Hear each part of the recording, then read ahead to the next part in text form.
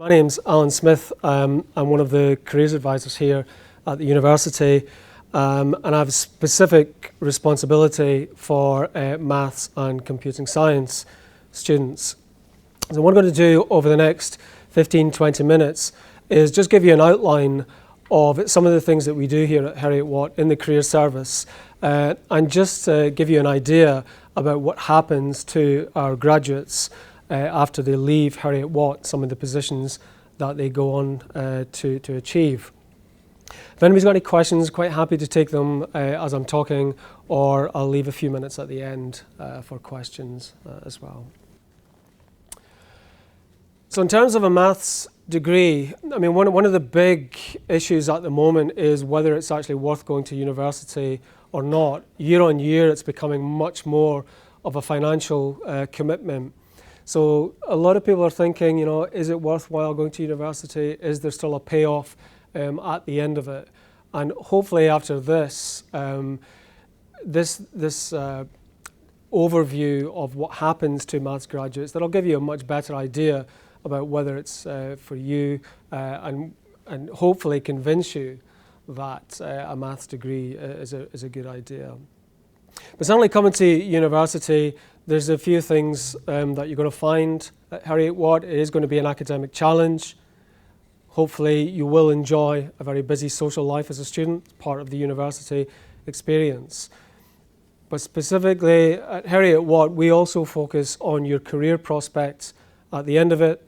And in the maths department at Heriot-Watt, we have a focus on skills development over and above your mathematical and technical skills, which I'll talk a little bit about today.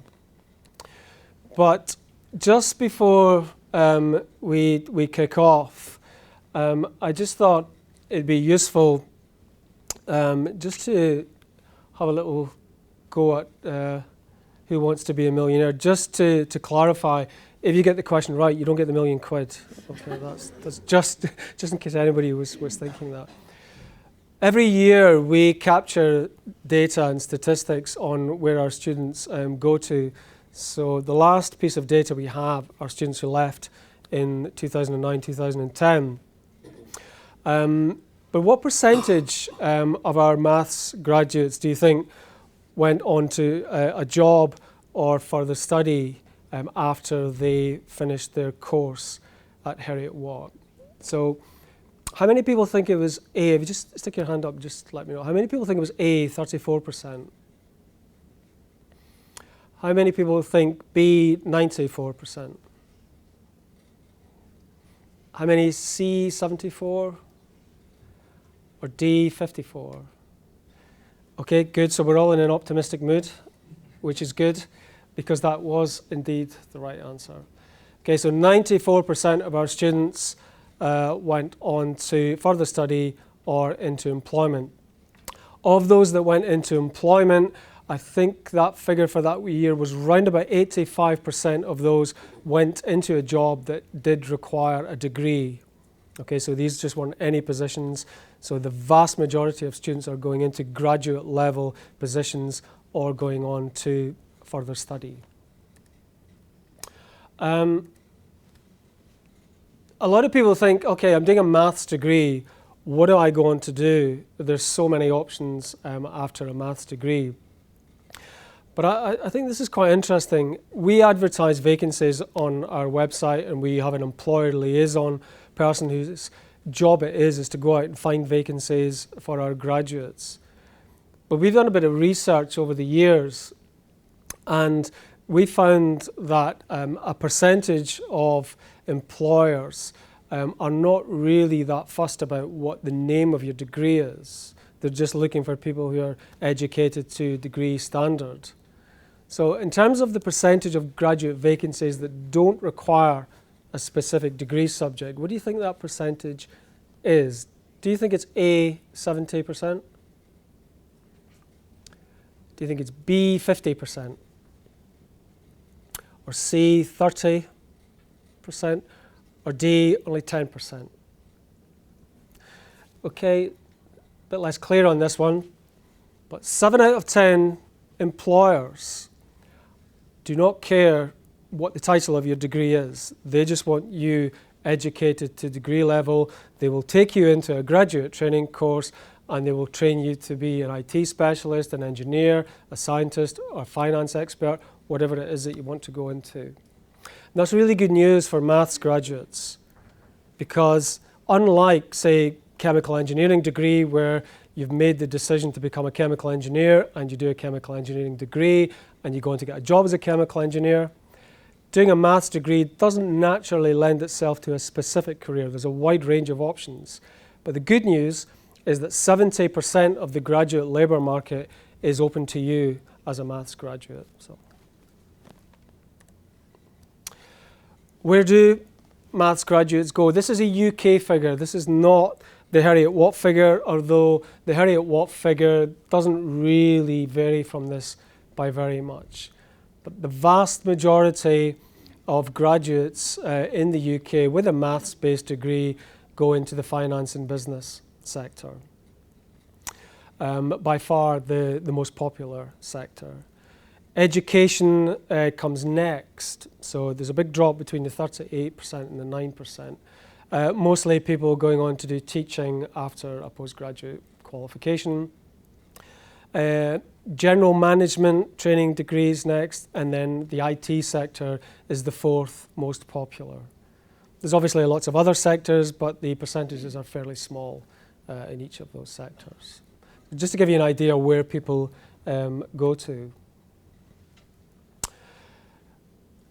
Last year was a very difficult year in the economy, as everybody probably knows. It's a difficult year for recruitment all year round. Just before I came out today, I had a look at the number of vacancies that we had on our database last year.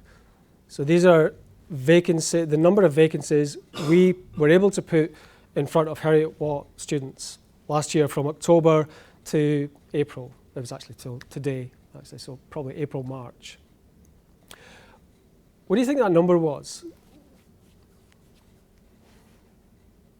What's your thinking in terms of a ballpark figure? What would you be happy with? Anybody want to hazard a guess? So it's not a trick question. Sorry? 20,000. That is optimistic. 2,000. 2,000? Okay. It was a very, very difficult year. This is the worst year for graduate vacancies. But there were still 3,200 vacancies we advertised last year. So it's 3,200 positions advertised by employers to Heriot-Watt graduates and students on our website, which we think was still a very, very good number, considering it was a really tough year and a lot of graduate employers were cutting back on their recruitment. So, but in terms of what employers want, recent surveys showed that employers are not just looking for a degree. There are so many people out there now with a degree that effectively a degree in the UK now is just your ticket into the graduate ballgame, really. And employers will very, very much demand to see evidence of lots of other skills apart from your mathematical skills. Top of that list was communication and team working. They have numeracy skills in at number 9 and analytical mind in at number 10, which is good from a maths point of view because that's naturally the kind of skills that you have as a mathematician.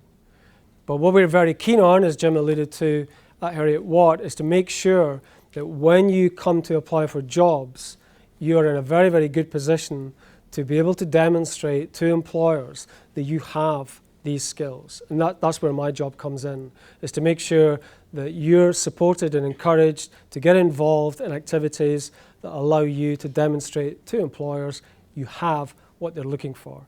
If you simply rely on your degree, you're in trouble nowadays. Okay, so how do we do that? We do that all the way through, from first year, from the time you arrive to the time you leave. You've got access to support from the Career Service, individual guidance with me, to talk through career options, etc., etc. But again, as Jim alluded to, I am part of 2 modules within maths. In year 1, it's the problem-solving module. And what we'll do is we'll focus on teamwork and business awareness, commercial awareness, which is one of the things that employers are very, very keen on seeing. And this year, we had students in groups of about 6 coming up with a board game. They had to design and pitch a board game, very much like Dragon's Den. They had to design their own board game based on teaching the concept of triangles to, I think it was 10, 11-year-old kids, basically. They had really good fun doing it, and some of the ideas were unbelievable. And the great thing about doing that is they now have that on their CV to be able to put in front of an employer when it comes to applying for internships or graduate positions. So we start the ball rolling in year 1. In year 2, I see a lot of students who are thinking about work experience, part-time jobs on an individual basis. On year 3, that's when the serious work starts.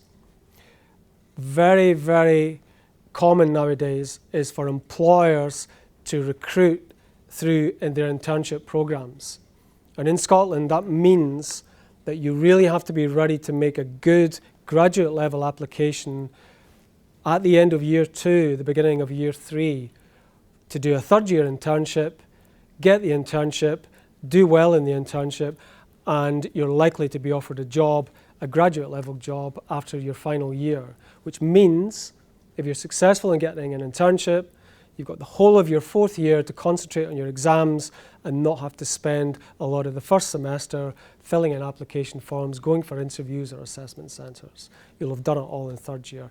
And that's what we do in the project preparation module. Part of that module is looking at CVs, interview preparations, assessment centres, researching companies, how to present yourself effectively on paper and face-to-face. So it's quite an intensive piece of careers work.